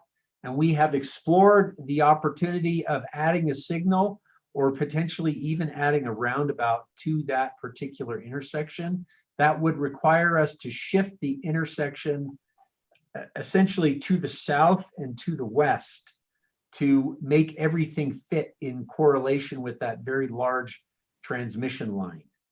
So in purchasing this property on the corner, we believe that we will also have sufficient acreage or square footage to accommodate the signalization or the construction of a roundabout in that intersection. So we don't obviously have a final determination as to what we're going to do. We have had quite a bit of success with roundabouts in the community and how they can facilitate traffic. At the same time, we're very sensitive to the fact that Orem Elementary is in proximity to this intersection, in proximity to the intersection as we build. Obviously, our water infrastructure, but also long-term as kids cross the road in vicinity of Orem Elementary, we want to make sure that whatever we do there fits with the needs of the school as well as the needs of the neighborhood. So I'm sure you'll investigate this out with staff. I love roundabouts, but I don't believe that roundabouts are conducive to children crossing well. And I think signalization is the better method. But certainly, I know you'll look at that and see. And you know what? I had my initial first reaction was that as well. However, if you do some research into the the engineering, for example, of roundabouts, one of the benefits of a roundabout is the creation of a safe zone for children to cross. So it actually divides, rather than making a long stretch of roadway that kids may potentially need to cross, it actually divides that space into 2 sections and creates 2 smaller intersections or 2 smaller lengths of asphalt that a child needs to cross. So yes, Mayor, we will take that and evaluate exactly that. But yeah, there are different trains of thought as you might expect as it relates to intersections in the same way there is as it relates to traffic studies. And I just know going through the roundabout on 4th West down there in 12th South and watch the cars flow. Yes. And think about children trying to cross there, yes, it would be a very concerning thing to me. But yes. Anyway. Just another note, we have made, well, we are ready now to hire our next recreation director. We have extended an offer and he has accepted. We have hired Bryce Merrill, who currently serves as the Provo City Recreation Center manager, to serve as the city's next recreation director. He is scheduled to begin working on in Orem on May 17th. And of course, we will bring his name forward to you for your advice and consent as part of a formal council meeting thereafter. We've notified, in fact, I notified our recreation staff last night of this hire, as well as all of our employees this morning. We're excited to welcome Bryce. As you know, we completed a nationwide recruitment process and ultimately ended up with a candidate who actually is next door. But Bryce comes to us with a lot of experience, obviously in Provo Recreation, as well as some time with Salt Lake County Recreation and the YMCA of Metro Dallas, Texas. So we would like to welcome Bryce, and we very much appreciate all of you, all of our stakeholders, both inside and outside the organization, who participated in this hiring process. And finally, I know those that attended the Utah League of Cities and Towns last week had an opportunity to hear from Harvard professor Arthur Brooks, who offered the keynote address. Dr. Brooks has a book that speaks specifically to the topic and to the information that he shared. And I just wanted to let each of you know that I've put a copy of that book in your box here, or in your file here at the City Center. So you're welcome to come pick it up. I know several of you commented on how impressed you were with his remarks, and I wanted to give you an opportunity to read deeper into Dr. Brooks's comments. So with that said, Mayor, that's all that I have tonight. Thank you. Okay. I don't have anything at the moment, so let's go ahead and adjourn our work session, and we'll start our city council session at 6 p.m. Thank you. Hey, Jamie. Yes. Thank you for that kind offering. I'm excited to read that. Great. That was very thoughtful of you. Thank you. You're welcome.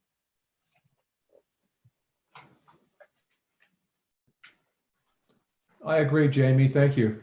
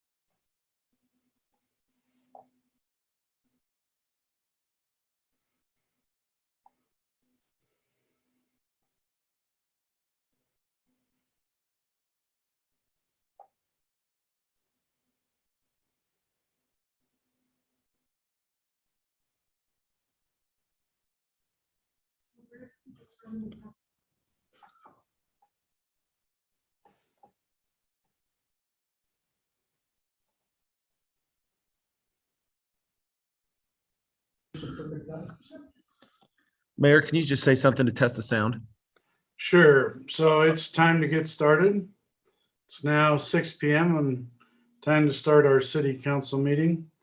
And I would like to read a notice of an all electronic meeting.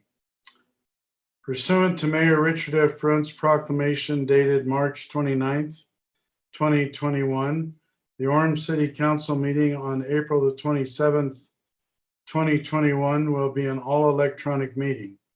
There will be no anchor location for the meeting.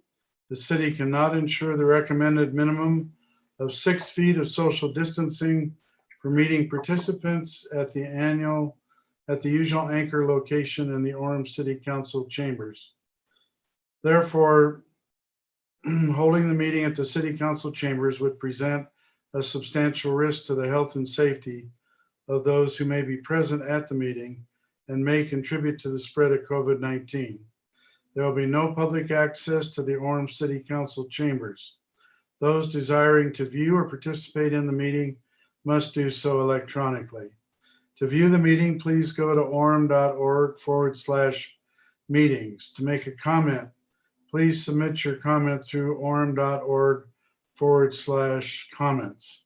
Written comments will be accepted before and during the meeting. All written comments received will be entered into the record and forwarded to each city council member for review. Written comments will also be read aloud during the live meeting when required by law or when time permits. As technology permits, the city council may also accept oral comments. Once an item has been voted on, that item will be closed to additional comments. Thank you for your cooperation during these challenging times. I would now like to call the meeting to order. Steve, on my screen, all I see is Mark's X. I don't know if you've got the screen turned on. I do. Is anybody else having that issue? Mayor, may you just go back to that view part on your screen. Everybody else seems to be seeing.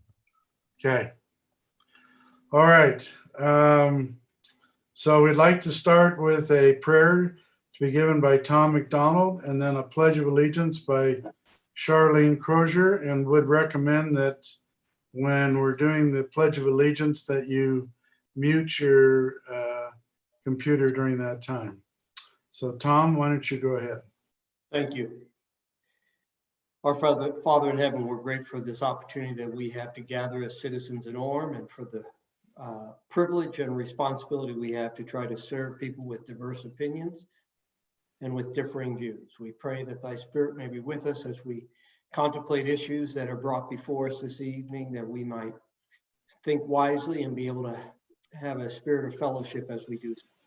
We invite thy spirit here. We ask for protection and peace among those who serve us, particularly our police and fire and all of our city employees who serve to try to make this city a better place. We pray for thy spirit with us this evening in the name of Jesus Christ. Amen.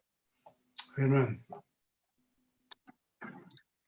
Please rise and repeat the Pledge of Allegiance after me. I pledge allegiance to the flag of the United States of America and to the republic for which it stands, one nation, under God, indivisible, with liberty and justice for all. Thank you, Tom and Charlene. We appreciate that. We now have time for personal appearances. I'd like to read a statement. It says, time has been set aside for the public to express their ideas, concerns, and comments on items not scheduled as public hearings on the agenda.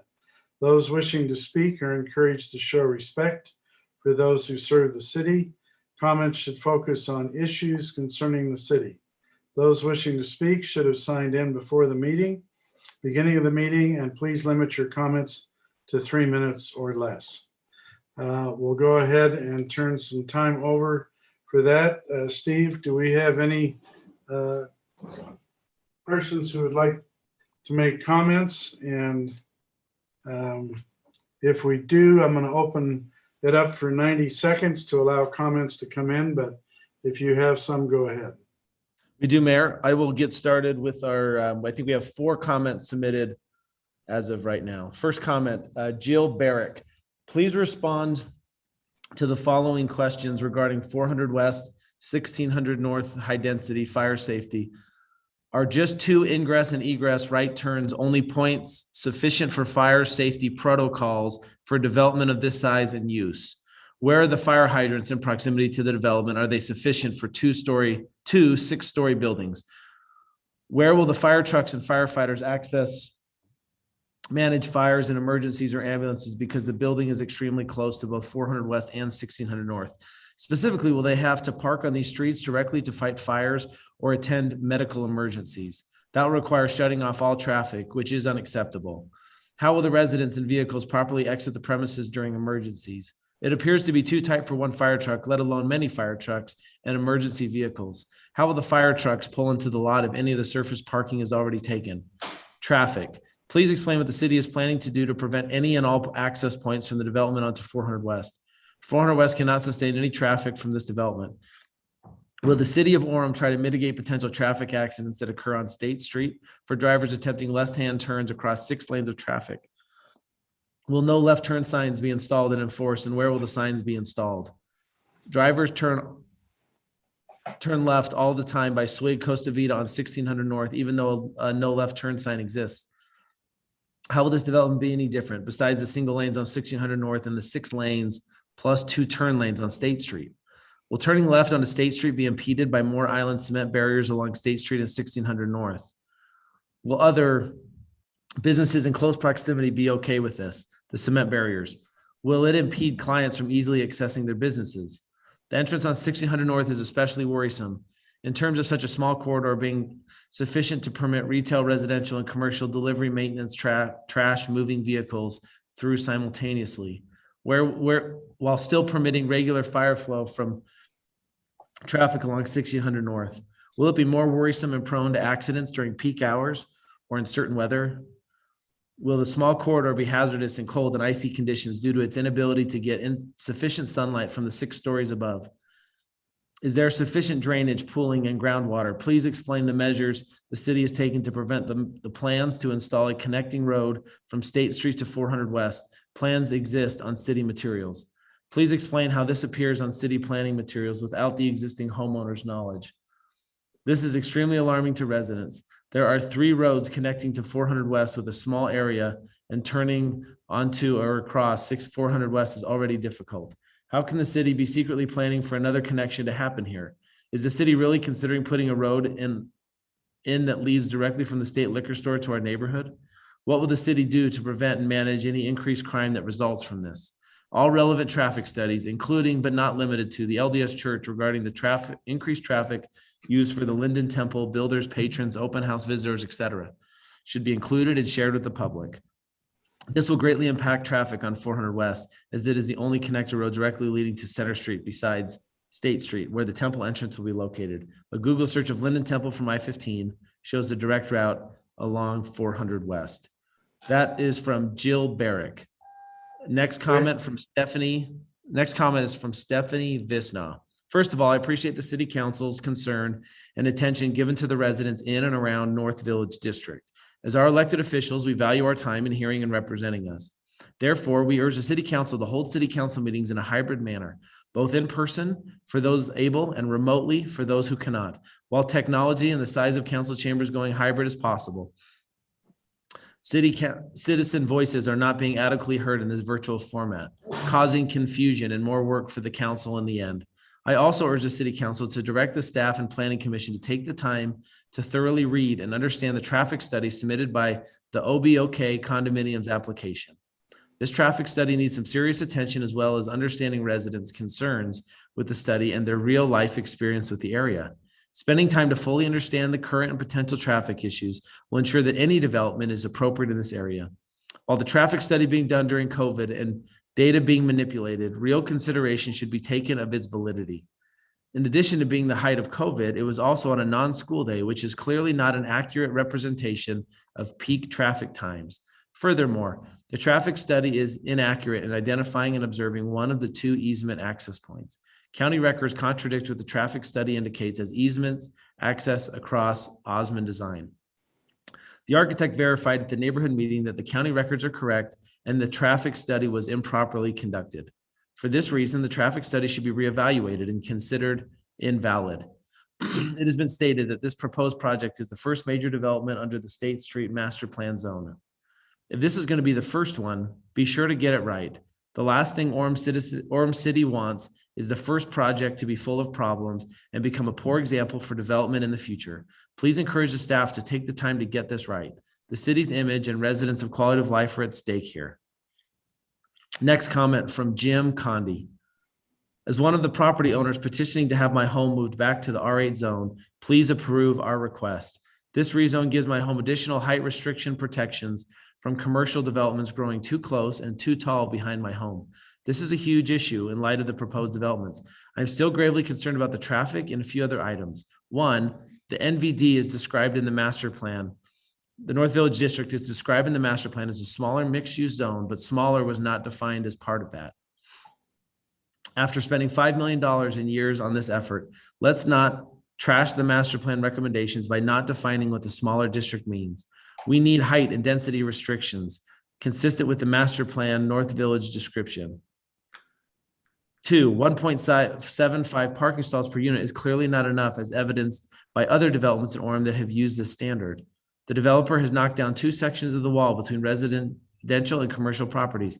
I believe this is a code violation. Does he have any intent to repair or replace them? Or does the city have intentions to ensure code compliance?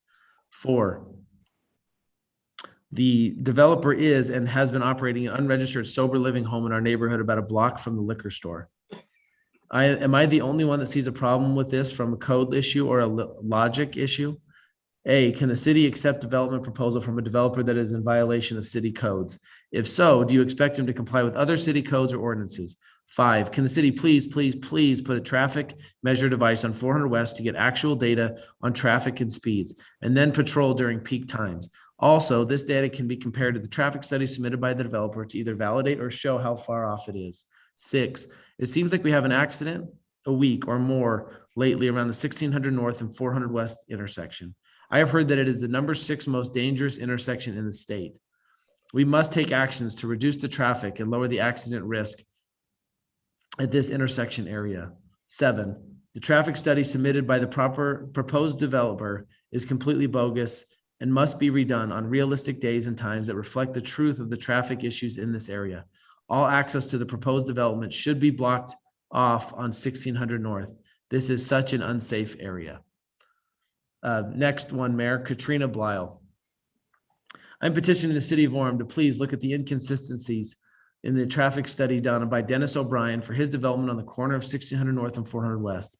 His traffic study was done when there was no school, people working from home, and was done on non-high traffic hours. There needs to be a study done that shows that the true traffic that is in our area. This project that he is proposing is not a good fit for this area. And if you looked at real traffic, you would see that. We have noticed 3 accidents in just the last week on 1600 North. Please listen to the citizens, the people you were elected to help, and help us with our concerns. Next one, Sherry Laritzin. I would ask the council to open an application to look at the North Orem district. The proposed project is not a good fit for this area, not to mention the traffic problems it will cause. Next, Deanne Jacobson. My husband and I are lifelong residents of Orem and actually lived within 2 blocks of this intersection for our whole lives. We currently live directly east of this proposed development for condos and townhomes. It's difficult to believe that Orem City is entertaining the idea of this development. We were driving along Geneva Road today and noticed all the condos. When we came home, we looked at the little piece of property of Mr. O'Brien's and wondered how it could even be feasible to put something like that there with only one access and a right-of-way through a business parking lot. At this time, it is hard for us to even exit our home into the traffic on 400 West to go north or south. The traffic jumps from Linden and Pleasant Grove to the light at 400 West and 1600 North. The curb, gutter, sidewalk is not complete along the west side of 400 West, which makes it very dangerous and difficult to navigate by walking or driving. Please take into consideration The cars parked along the curb near the intersection on 400 West. And trying to get on 1600 North from 280 West or 325 West, it is almost impossible. The cars go so fast. We seriously are taking our lives in our hands. I worry about my 93-year-old mother who still drives on occasion, must enter 1600 North from 280 West. We feel like we are not being heard. I don't know if you realize how this would impact the whole intersection of 1600 North and State Street. I wish all of you could live here for a couple of days, or really, if you would just come and park in front of my house or on 1600 North near 400 West and watch, you'd be able to see what a mistake this would be. We don't need traffic studies that are done with charts and numbers and letters. The traffic study that was done was not accurate. It has many flaws. It did not take into consideration the individual and certain issues directing traffic in this area. It did not take into, or the development services staff needs to deny Dennis O'Brien's application based on certain specific traffic problems the development will cause. Thank you for your service representing the citizens of Orem, and please recognize this is not the right place for this development. Mayor, those are all the pre-submitted ones. And at this time, nobody has submitted to call in as well. All right. Well, the time is up, so we will go ahead and close the personal appearances portion of our meeting and move on to the consent items. The consent items consist of 3 items, and if anyone wishes to move those items to a scheduled item off the consent calendar, please let me know. The first item is 8.1, approval of City Council meeting minutes of April 13th, 2021. 8.2 is the city manager's appointments. Mr. Davidson asks for the council's advice and consent of the following appointment. The appointment of Heather Schreiber as the city attorney. And second of all, the Board of Building and Fire Code Appeals, reappointment of Wilford Whipple. 8.3 is the applicant requests the city council name field number 3 at the City Center Baseball Complex as Clayton Riggs Field. Does anyone want to move any items to a scheduled item? If not, I move that the 3 items be accepted on the consent calendar. Is there a second? Second. Okay, I'd like to go ahead and ask for a vote of the council. Tom, we'll start with you. Aye. Okay, Dave? Aye. Debbie? Aye. Jeff? Aye. Terry? Aye. Brent? Aye. Okay, and I as mayor vote aye as well. So the consent calendar passes. Now we have scheduled items. The first one is 9.1, which is a public hearing ordinance amending the current fiscal year 2020-2021 budget. And our presenter is Brandon Nelson. Brandon, we'll turn it over to you. Thank you, Mayor. Everybody can hear me just fine this time? Yes. Great. And let me share my screen. Soon as Stephen lets me.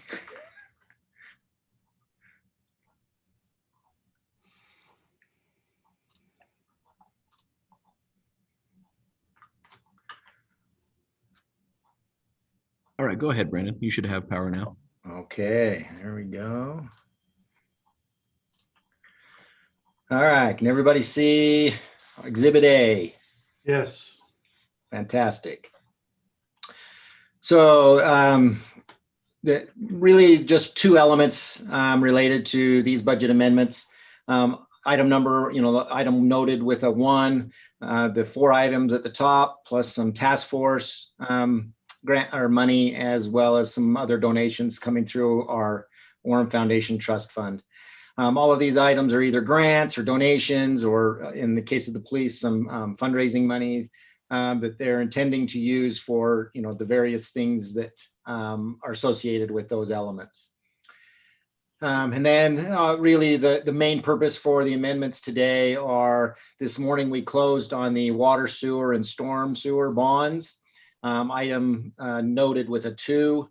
are the items related to those bonds and getting, recording those bond monies and proceeds on our books so that we can start spending them on those projects. And those are really the only two elements related to this budget amendment here today. Are there any questions related to either of those? Okay. Well, this is a public hearing. If we have no questions, comments from the council. So I would like to open it up for public comment. We will hold 90 seconds for public comment to come in and then read anything starting now.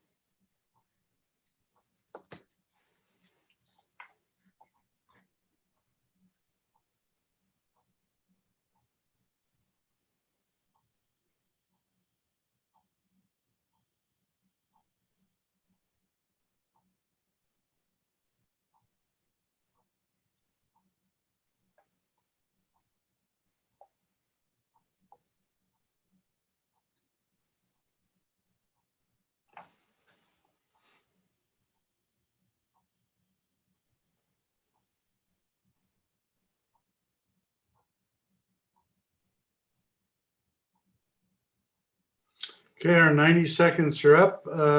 Steve, have we received any public comment? No comments, Mayor. All right, we'll close the public comment portion of the public hearing and bring it back to the council. Any comments or questions from the council? Mayor, just a comment of gratitude that we were fortunate enough to time this right, get the interest rights and the hard work done behind the scenes by Mayor, you and others to make this happen. Thank you. You bet. And the timing is perfect for the bond to have one of the lowest interest rates we've ever seen, which will save the public money. All right, I make a motion then that we, by ordinance, the City Council amend the current fiscal year 2020-2021 budget as listed. Is there a second? Second. Okay, we'll start with the vote. Brent? Aye. Terry? Aye. Jeff? Aye. Debbie? Aye. Dave? Aye. Tom? Aye. And I, as mayor, vote aye as well. The ordinance passes. We'll now go to 9.2, which is an ordinance, not a public hearing, amending Article 22-5-3A in the zoning map of the city of Orem by changing the zone of approximately 4.0 acres from the NVD-Res-B zone to the R8 zone, located generally at 1637 North to 1753 North along 400 West. Jason Bench is our presenter, and I'll turn the time over to him. Thank you, Mayor. This is a reconsideration that was continued last time. As you mentioned, the property outlined in the Res B area, we're proposing to take to R8. We had an opportunity, everybody can see the screen, right? Yes. Take that property back to the R8 zone. I did talk to several neighbors along 400 West and a couple neighbors that were in the neighborhood. All agree that there was no confusion and that this should be rezoned to the R8. So I'd be glad to address any questions. The Planning Commission, as a reminder, did recommend that this be rezoned back to the R8 zone. Any questions or comments from the council? Okay, I would like to make a motion then that by ordinance, the City Council of Orem amend Article 22-5-3 A in the zoning map of the city of Orem by changing the zone of approximately 4 acres from the NVD-Res-B zone to the R8 zone located generally at 1637 north to 1753 north along 400 west. Is there a second? Second. All right, let's go ahead and vote. Start with Jeff. Aye. Terry, Aye. Brent, Aye. Tom, Aye. Dave, Aye. Debbie, Aye. and I as mayor vote aye as well. The ordinance passes. We have no further scheduled items. Jamie, do you have? I had a question. Yes. I had Lene Millett text me saying that she had put in a comment while Steve was reading the comments and it didn't come through, I guess, but. I do have it right here. It came in at 6:19. I think at that point we were either, just about finished, but I have it right here. So go ahead and read it, Steve. You can read it into the public comments and of course forward it along as well. Council members, I'm extremely frustrated with the virtual process. The virtual format has definitely hindered our ability to communicate with our elected officials during the public meetings. These meetings are scheduled for them to hear and interact with the public. It is a scheduled forum in which I, as a resident, have the opportunity to interact with all of my council members at the same time. It is a time so they can listen to residents. Over the past 2 weeks, I've implored you to go back to in-person meetings. My phone calls have been met with comments like, I'm fine with virtual meetings. I'm fine if we don't go back until July. I called every municipality in Utah County. Saratoga Springs and Eagle Mountain have plans to return within the next 2 weeks. American Fork is returning tonight, and every other city in Utah County has already returned to in-person meetings. Most of them returned in March, but there are a couple that have been since January and even last fall. They have found ways to respect the citizens and make it safely work. The virtual format leaves the residents at a distinct disadvantage. There are the delays, yawning during the reading of our comments, rushed reading, missed opportunity for council members to ask questions about our comments. I've been a resident advocate for several years and I've never seen anything like this. You can't see the city council members' reactions to things because they are blocked by the presenter screen. Some of them have their cameras off, so who knows if they're even engaged in the meeting. Don't get me wrong, I respect our council members, but it's time to be back in person. Okay. No, there's one. If there are council members who have health concerns, there are ways that they can join the meeting virtually. Is that the end of her comment? That is, Mayor. Okay. Her comments are duly noted, and we as a city council will be taking that under advisement when we will be back in full force at our regular city council chambers. Jamie, do you have any items of business to bring up? No, I don't. I covered my items earlier in the meeting. Thank you, Mayor. Okay. Then I would take a motion to adjourn our city council meeting. So moved. Is there a second? Second. All in favor, say aye. Aye. Aye.